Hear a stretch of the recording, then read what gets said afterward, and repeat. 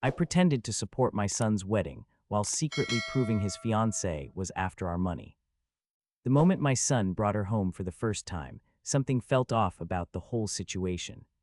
She was all smiles and compliments, but there was this calculating look in her eyes whenever she thought nobody was watching her. My wife kept telling me I was being paranoid, but 25 years of building a business from nothing teaches you to read people pretty well. The way she kept asking subtle questions about our house, our cars, our vacation plans, it all seemed too deliberate for casual conversation. My son was completely smitten, and I couldn't blame him for that part. She was beautiful, charming, and knew exactly what to say to make him feel like the most important person in the room. But watching them together, I noticed she always steered conversations toward money somehow. When he mentioned wanting to start his own business, she immediately started talking about needing substantial capital. When we discussed family traditions, she focused on the expensive ones like our annual ski trips to Colorado. The engagement happened faster than I expected, just 6 months after they started dating seriously. My son was over the moon, practically bouncing off the walls with excitement when he called to tell us the news. My wife cried happy tears, but I felt this knot forming in my stomach that wouldn't go away. Something about the timing bothered me, especially since she'd been asking increasingly specific questions about our financial situation during recent visits. I decided to play along completely, throwing myself into the supportive father role while quietly doing some investigating on my own.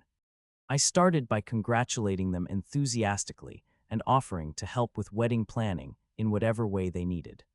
My wife was thrilled that I seemed to be warming up to our future daughter-in-law, but I was really just buying myself time to figure out what was really going on. The first red flag came when they started discussing the guest list for the engagement party. She kept pushing for a bigger venue, more expensive catering, and generally trying to turn what should have been a simple celebration into something resembling a small wedding. When I casually mentioned that we usually kept family gatherings pretty low-key, she quickly backed down, but I caught that flash of disappointment in her eyes. She was testing boundaries, seeing how much she could push without raising suspicions.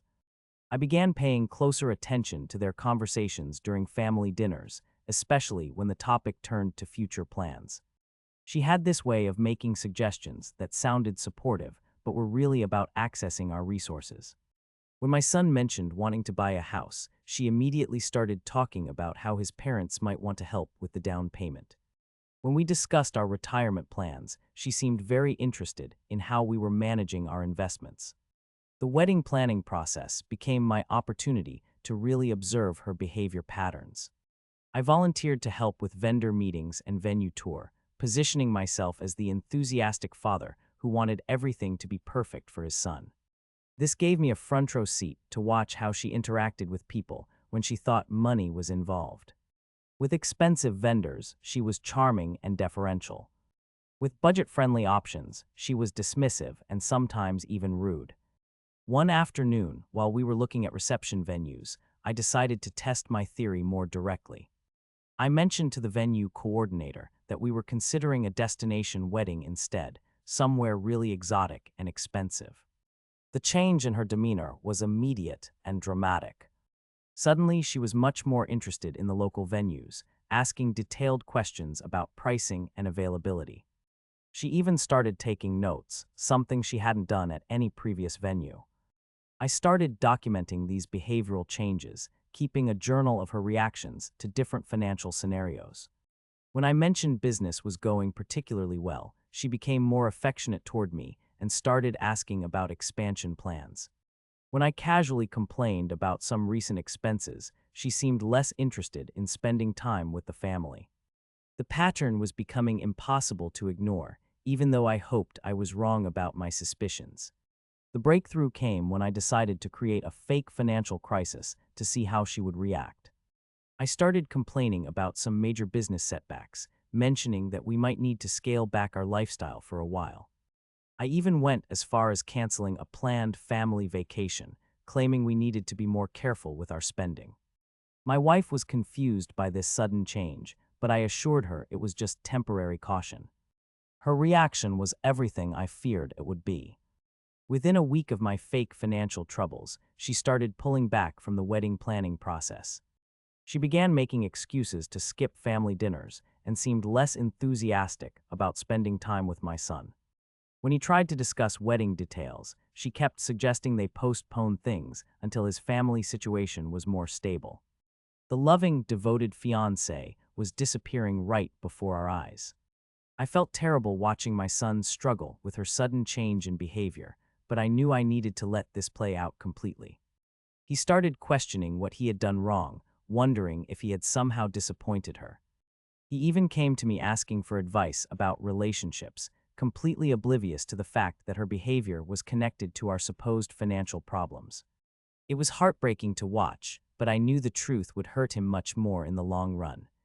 The final test came when I decided to reverse the fake crisis and see if her behavior would change back. I started talking about a major business opportunity that had come through, mentioning that our financial situation was actually better than ever. I even made up a story about a potential windfall from a real estate investment. Within days, she was back to her old self, suddenly interested in wedding planning again and making time for family gatherings. But something unexpected happened that changed everything about my investigation. While I was busy setting up these elaborate tests, my son had been doing some investigating of his own. He came to me one evening looking absolutely devastated, carrying a folder full of documents and printouts. He had discovered that she was still legally married to someone else and had been throughout their entire relationship. Her previous marriage was to an older man with significant assets, and she had a pattern of targeting men from wealthy families. The confrontation was brutal and messy, but at least it was finally in the open. My son felt completely betrayed, not just by her deception, but by the fact that I had been testing her without telling him.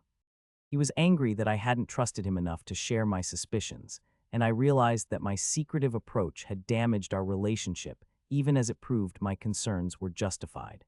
We had a long, difficult conversation about trust, intuition, and the importance of communication in families. She denied everything at first, claiming the marriage was over and just hadn't been legally finalized yet. But when presented with evidence of her pattern of behavior, including correspondence with other men from wealthy families, she finally broke down and admitted to everything. She had been using dating apps specifically to target men from affluent backgrounds, and my son was just the latest in a series of similar relationships. The revelation was devastating for everyone involved. The wedding was obviously called off, and she disappeared from our lives as quickly as she had entered them. My son went through a period of deep depression and anger, questioning his judgment and ability to trust people. He felt embarrassed and foolish, worried that friends and family would judge him for being taken in by someone with such obvious ulterior motives. It took months for him to start dating again, and even longer for him to trust his own instincts about people.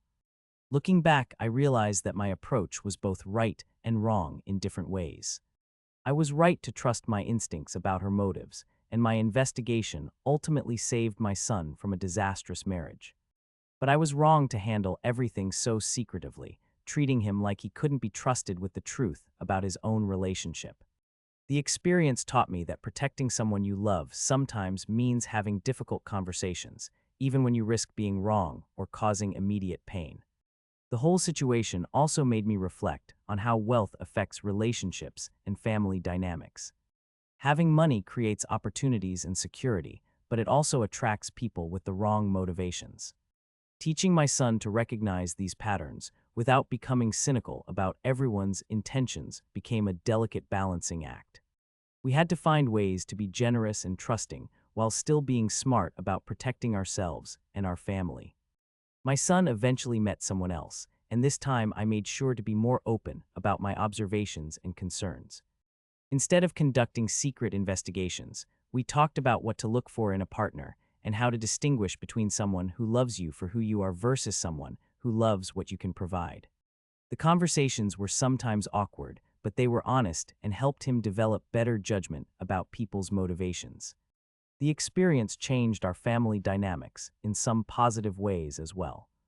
My wife and I became more aware of how we discussed financial matters around potential partners, and we developed better strategies for getting to know new people in our son's life.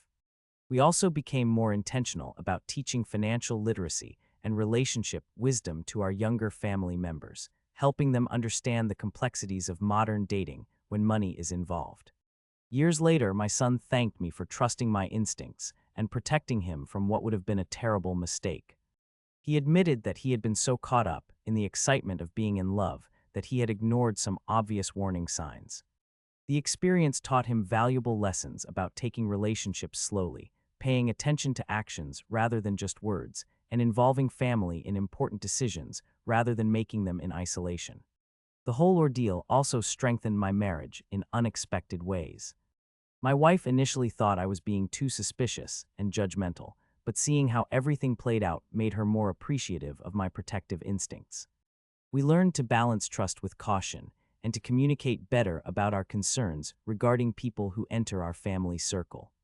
The experience reminded us that love sometimes means being willing to be the bad guy when necessary. I still occasionally wonder if there was a better way to handle the situation, but I'm confident that the outcome was the best possible one given the circumstances. My son is now happily married to someone who loves him genuinely, and our family is stronger for having gone through this difficult experience together.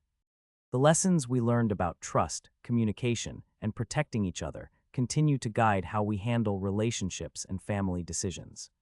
The incident taught me that sometimes the most loving thing you can do is trust your instincts even when it's uncomfortable, and that protecting your family requires both wisdom and courage. Money complicates relationships in ways that aren't always obvious, and being wealthy means accepting certain responsibilities for helping your loved ones navigate these complexities. The experience was painful, but ultimately brought our family closer together and made us all wiser about human nature and the importance of authentic relationships.